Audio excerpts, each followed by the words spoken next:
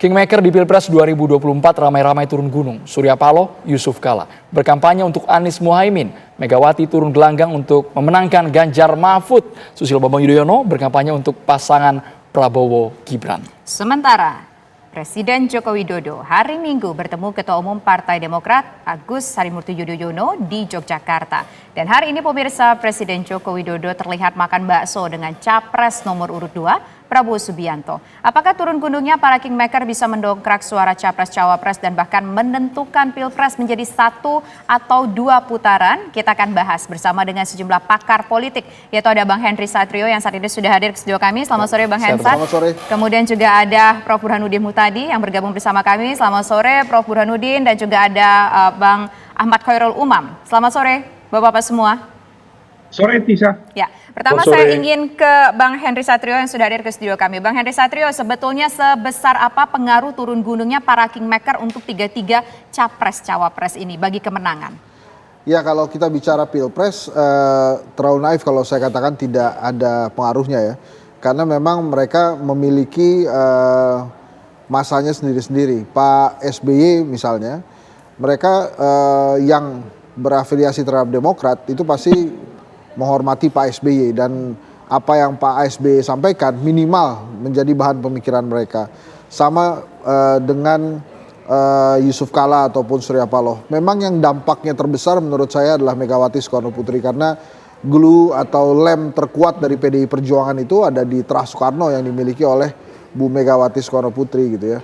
Lain lagi dengan Pak Prabowo, karena memang Prabowo Gibran saat ini elektabilitas yang dicapai itu mau tidak mau, suka atau tidak suka, itu karena pengaruh seorang Jokowi. Maka kalau kemudian Pak Jokowi mulai terang-terangan gitu ya, walaupun diselimuti dengan tugas negara gitu ya, tapi kalau kemudian dia terang-terangan untuk seperti ini misalnya makan kelapa muda ya bersama Pak Prabowo, ya tentu saja ini akan berpengaruh kepada elektabilitas Prabowo Gibran lagi. Nah, tapi menurut saya ada yang lebih penting buat para quote and quote jago tua ini ya, untuk turun itu bukan semata-mata memenangkan calon mereka di Pilpres, tapi juga bertanggung jawab atas elektabilitas mereka di Pileg.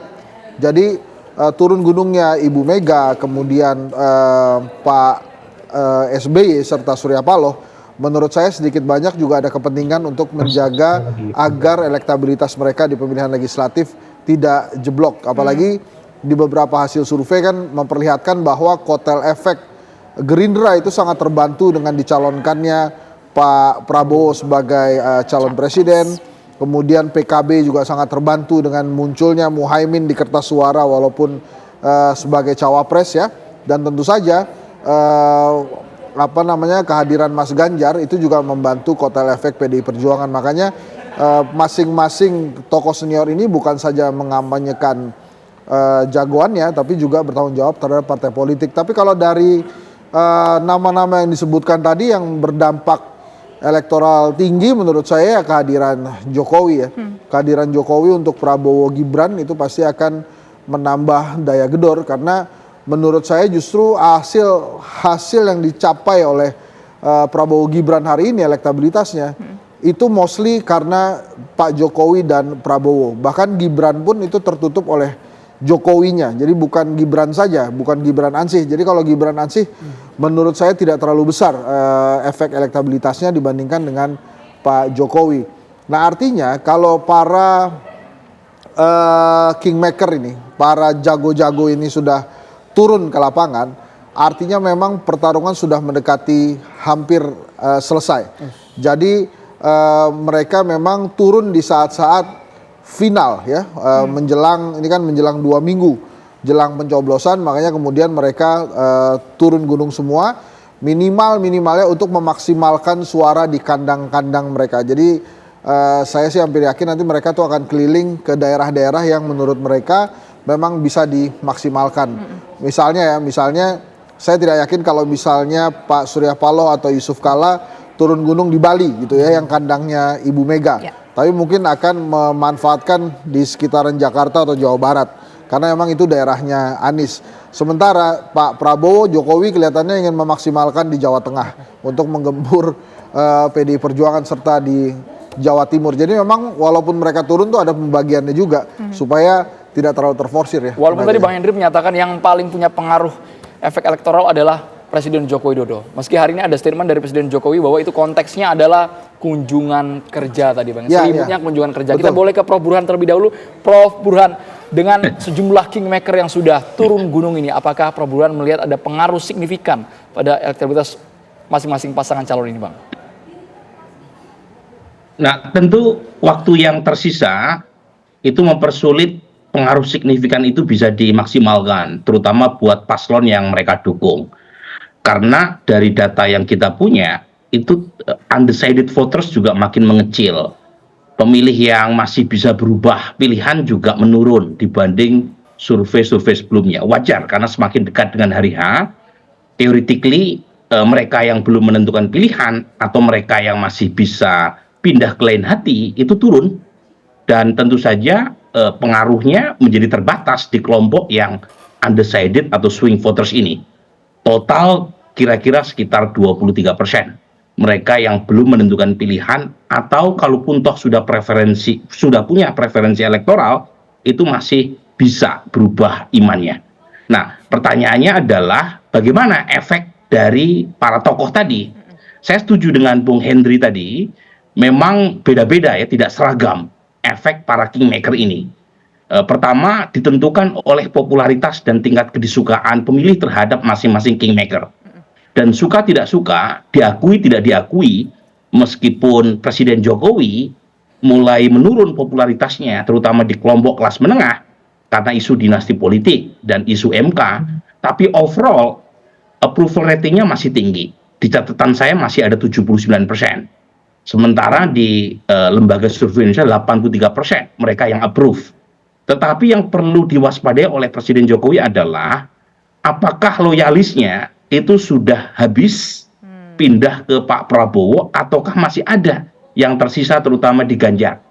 Menurut saya makin tipis sisanya.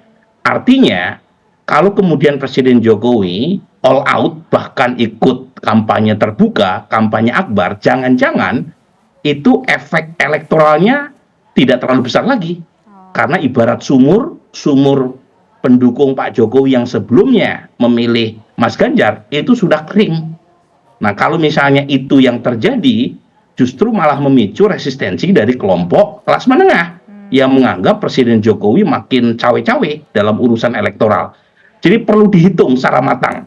Atau jangan-jangan meskipun masih mulai menyusut airnya, tetapi tidak kering-kering amat. Artinya masih ada 1-3% loyalis Presiden Jokowi yang masih memilih calon di luar 02. Sehingga meskipun secara elektoral jumlahnya sedikit yang masih bertahan memilih calon lain, kalau Presiden Jokowi lebih terlibat, jangan-jangan bisa menutupi kekurangan untuk membungkus kemenangan satu putaran buat 02. Jadi hitung-hitungan ini harus matang. Sebab kalau misalnya salah dalam menentukan pilihan, justru yang terjadi adalah bumerang. Alih-alih mampu membuat ya seluruh loyalis Presiden Jokowi memilih 02, tetapi justru memantik resistensi massal. Nah, ini yang menurut saya perlu dihitung matang, karena sejauh ini Presiden Jokowi menurut saya sudah all out. Tanpa atau tidak diakui ya, tapi disadari atau tidak disadari ya, itu terlihat sekali Presiden Jokowi misalnya kalau kita lihat frekuensi datang ke Jawa Tengah itu sangat tinggi. Dan itu yang menjelaskan mengapa elektabilitas paslon 02 di survei indikator atau LSI itu sudah sedikit menyalip Mas Ganjar, meskipun selisihnya dalam margin of error. Jadi pertanyaannya, kalau masih di-push lagi, jangan-jangan efek elektoralnya sudah habis, atau jangan-jangan justru mampu menutupi kekurangan buat 02 agar segera bisa memastikan satu putaran. Dua ini masih misteri, yang menurut saya belum clear benar. Karena kalau kita lihat dari data, suara Mas Ganjar trennya masih turun, belum berhenti, tetapi memang sangat landai dibanding migrasi suara yang sempat lari dari Mas Ganjar ke Pak Prabowo di bulan Desember. Oke, baik. Nanti kita mau mendengar bagaimana kalau kemudian pandangan dari Mas Umam. Apakah kira-kira dengan turun gunungnya para kingmaker ini akan bisa menuju ke satu putaran, atau ini nanti jadinya 2 putaran. Silakan Mas Umam. Ya, memang bagaimanapun juga Kingmaker itu memiliki satu basis kekuatan yang baik secara elektoral maupun jaringan sosial yang kemudian juga bisa dioptimalkan untuk mempertebal basis insentif elektoral menjelang praktis 15 hari menuju pencoblosan di 14 Februari yang akan datang. Tetapi di saat yang sama memang kalkulasi tadi yang disampaikan oleh Mas Burhan tampaknya juga memang perlu dihitung, karena bagaimanapun juga kalau misal kemarin statement dari Pak Jokowi misalnya beliau secara tidak langsung menyampaikan bahwa Presiden memiliki hak untuk berkampanye, bisa saja itu adalah sebuah bridging statement yang akan dioptimalkan terutama pada detik-detik terakhir. Salah satunya tentu dengan basis kalkulasi bahwa bridging itu akan dijadikan sebagai sebuah awalan bagi Pak Jokowi barangkali di detik momentum terakhir, let's say di momentum 10 Februari yang akan datang ketika kubu 02 Prabowo Gibran akan melakukan penutupan kampanye dengan rapat akbar di GBK, maka kemudian tampilan Jokowi kalau misalnya kemudian hadir di situ diharapkan bisa menyedot habis. Kalau misal tadi analogi sumur disampaikan oleh Mas Burhan, menyedot habis basis elektoral di 03. Karena bagaimanapun juga memang tidak mudah bagi 02 untuk bisa mengambil ceruk massa dari 01. Karena memang karakter dan juga arah preferensi politiknya sangat berbeda.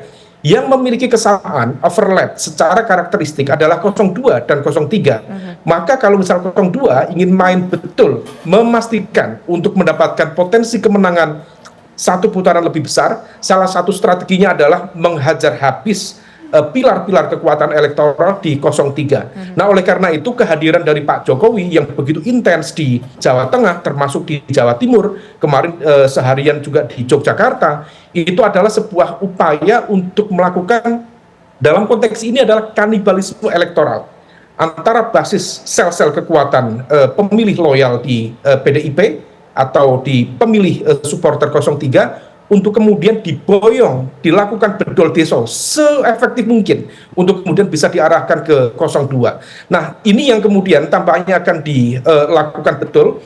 Apakah kemudian Jokowi akan menghitung ulang misalnya untuk menunjukkan atau tidak keberpihakan secara terbuka mendukung 02? Tampaknya itu memang masih dihitung oleh lingkaran terdekat Jokowi.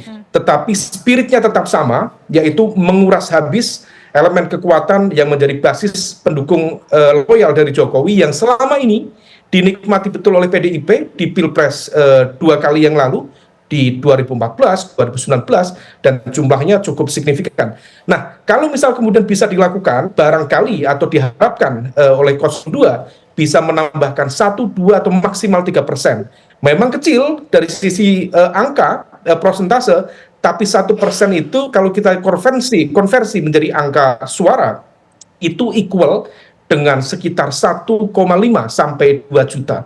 Artinya bahwa peran dari Kingmaker dalam konteks ini, Pak Jokowi, apalagi 02 barangkali bisa mengklaim ada 2 mantan presiden antara Jokowi dan juga SBY untuk memberikan dukungan secara terbuka kepada 02. Sementara Bu Mega tampaknya menjadi queenmaker sendiri di kubu 03, dan di kubu 01 ada Pak Surya Paloh, ada Pak JK yang tentu akan mengoptimalkan jaringan kekuatan dan juga sosial politiknya untuk mengoptimalkan basis kekuatan 01 secara kompetitif. Mas Andro.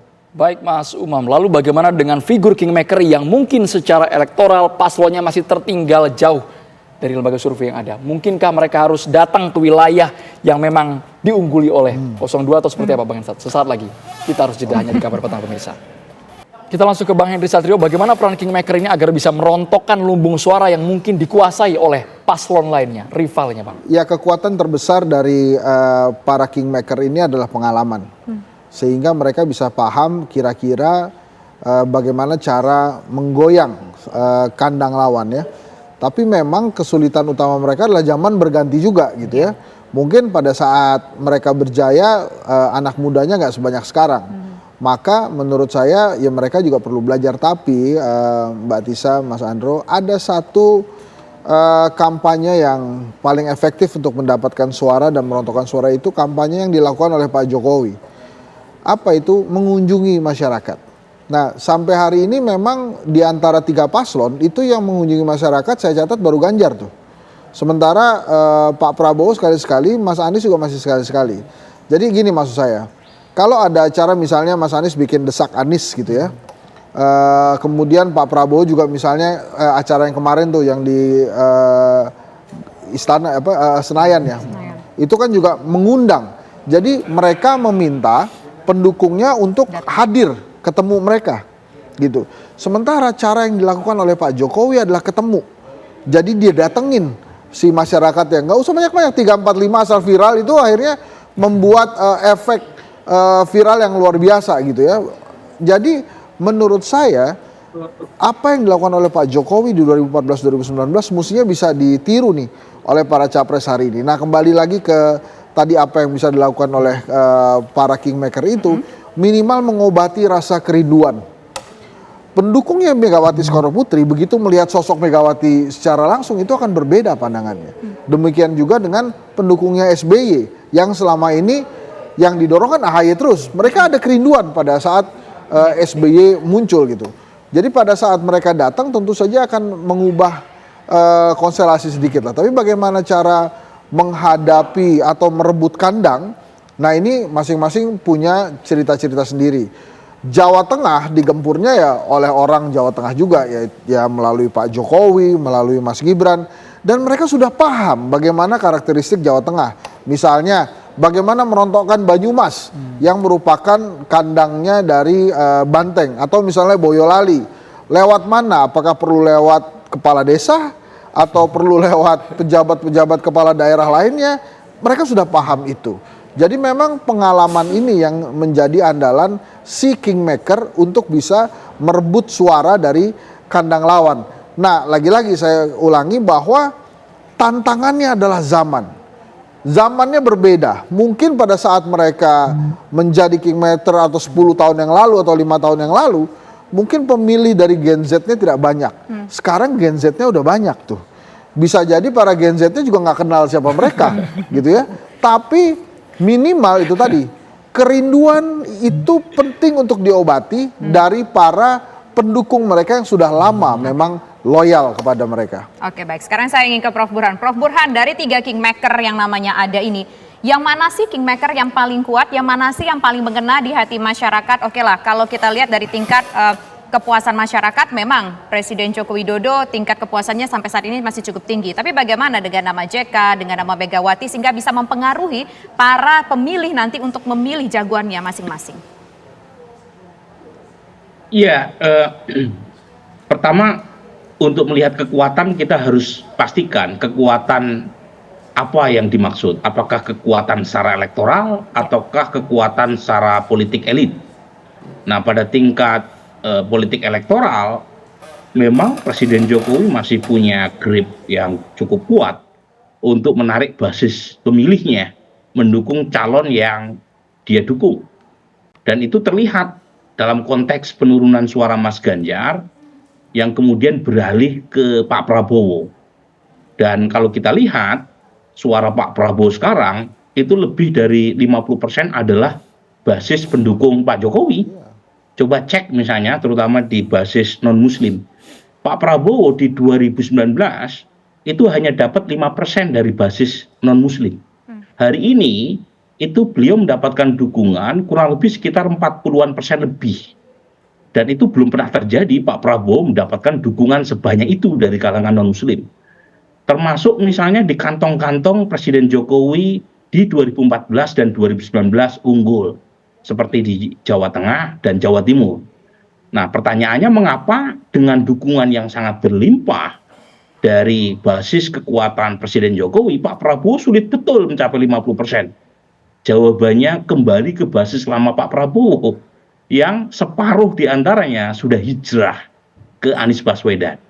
Jadi kalau misalnya basis lama Pak Prabowo solid minimal 60%, dari 44,5% yang memilih Pak Prabowo, saya kira sudah mencapai 50%. Cuma masalahnya kan jangankan 60%, 40-an persen saja itu harus kerja keras tuh Pak Prabowo untuk memastikan kantong-kantong lamanya bertahan.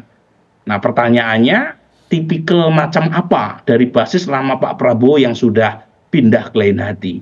Ternyata mereka yang punya irisan Islamis, ya. Jadi kalau mereka memilih partai-partai Islam, baik di pemilu 2019 atau jika pemilu diadakan hari ini, dan saat yang sama pilihannya Pak Prabowo di 2019, itu umumnya sudah pindah ke Anies Baswedan. Jadi itu masalahnya. Nah, bagaimana dengan kekuatan lain? Nah, di PDI Perjuangan saja, mereka yang menyebut secara spontan memilih PDI Perjuangan karena alasan Ibu Mega itu jauh dibanding mereka yang memilih PDI Perjuangan karena alasan suka Pak Jokowi. Jadi Ibu Mega itu kekuatannya terutama di elit. Karena sejak PDI Perjuangan dipegang oleh Ibu Mega, PDI yang merupakan warisan atau partai nenek moyangnya PDI Perjuangan itu nggak pernah pecah. Itulah kekuatan Ibu Mega. Tapi secara elektoral memang Ibu Mega kekuatannya tidak sekuat Presiden Jokowi. Meskipun lagi-lagi memang ada sekitar 24% basis PDI Perjuangan yang memilih PDI Perjuangan karena faktor kebiasaan. Kebiasaan di sini mungkin loyalitas atau mungkin karena lingkungan yang sangat nasionalis, ya. Dan mungkin dengan latar belakang semacam ini masih bisa didekati oleh Ibu Mega. Kalau Pak JK ya mungkin pengaruhnya terbatas di Sulawesi Selatan, ya. Dan itu penting terutama buat Mas Anies yang sejauh ini masih tertinggal meskipun tidak dalam jumlah yang besar melawan Pak Prabowo di Sulawesi Selatan. Dan jangan lupa Sulawesi Selatan masih menjadi bagian dari top 10 provinsi dengan jumlah pemilih terbesar. Jadi itu kira-kira, dan mungkin bisa juga diluaskan pengaruh Pak JK terutama di kelompok Islam modernis, ya. Karena Pak JK kita tahu punya akar HMI, saat yang sama juga Ketua Dewan Masjid Indonesia, dan karenanya masih punya harapan untuk memperkuat basis-basis Islam modernis terutama buat Mas Anies. Baik, Prof. Burhan. Kita ke Mas Umam. Para kingmaker punya loyalis basis massa, tapi mungkin tidak dengan sisa waktu yang ada ini terjadi migrasi pemilih karena mungkin kurang sentuhan dari kingmaker di setiap wilayah. Bang Umam.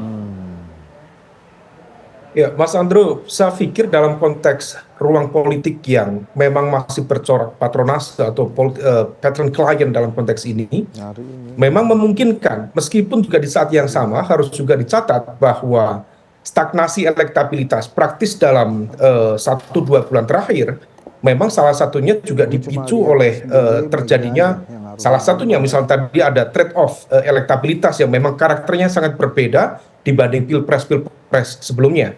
Tetapi setidaknya memang masing-masing kingmaker dan juga queenmaker yang ada saat ini tentu diharapkan bisa melakukan konsolidasi basis pemilih loyal. Tapi di saat yang sama, jangan sampai kemudian ruang gerak dari kingmaker dan queenmaker itu hanya bermain di level internal saja. Artinya echo chamber saja, karena bermainnya di ranah yang sama. Nah, kalau misal kita merujuk pada hasil di Pilpres, baik 2014, 2019, ada kecenderungan yang mirip, yang sama, di mana kalau misal di basis-basis wilayah dengan DPT yang tinggi, let's say seperti Jawa Timur, ada sekitar 7 juta suara yang tidak digunakan waktu itu. Kemudian Jawa Tengah ada sekitar 5-6 juta suara yang juga tidak tergarap secara optimal.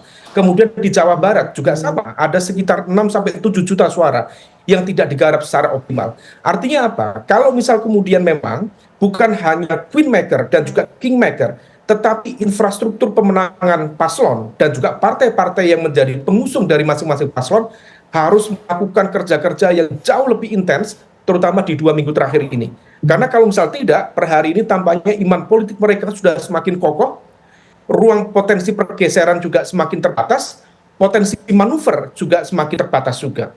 Oleh karena itu, tampaknya yang bisa dilakukan adalah betul-betul main di level akar rumput, lakukan door-to-door canvassing, meskipun di saat yang sama yang kemudian patut diantisipasi, hal-hal seperti ini ketika kemudian terjadi stagnasi elektabilitas, salah satu yang berbicara adalah politics uang atau money politics. Nah, ini yang kemudian harus diantisipasi, jangan sampai kemudian siapa yang punya kekuatan logistik besar, yang kemudian mampu melakukan atau menjalankan politik transaksional dalam skala yang masif, itulah yang kemudian dapat mendapatkan insentif elektoral yang memadai, terutama di basis-basis wilayah dengan DPT yang selama ini tidak tergarap secara optimal. Dengan begitu, salah satunya tentu bisa dioptimalkan oleh masing-masing paslon, tetapi sekali lagi dalam konteks ini, Queenmaker dan juga Kingmaker tetap relevan untuk diperhitungkan peran dan juga kapasitas insentif elektoralnya, Mas Andre. Baik, terima kasih Mas Umam, terima kasih Prof. Burhan, dan terima kasih juga Bang Henry Ya. Satrio sudah bergabung bersama kami di Kabar Petang.